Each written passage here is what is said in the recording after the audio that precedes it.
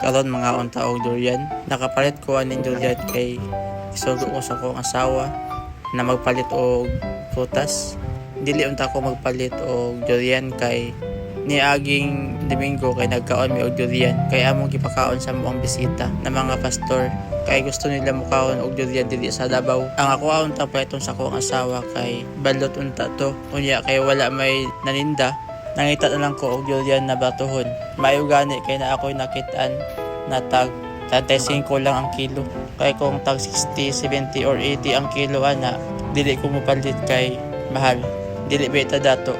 Pero sa langit kay dato kayo bi. Maayo gani kay na ay batuhon na nagbaligya og durian. Siguro kay tungkol sa kadaghan sa mga nagbunga karon na mga durian, ning brato ang mga durian karon.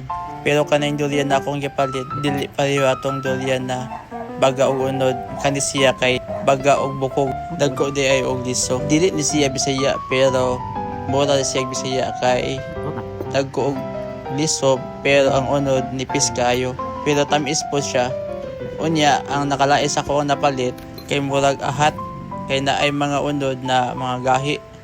Kanang murag og ilaw pa ang unod. Gahi kayo ka unod. Pero bahala na basta batuhon lang. Dili ta atong mahalon kay pareho ra gyapon durian.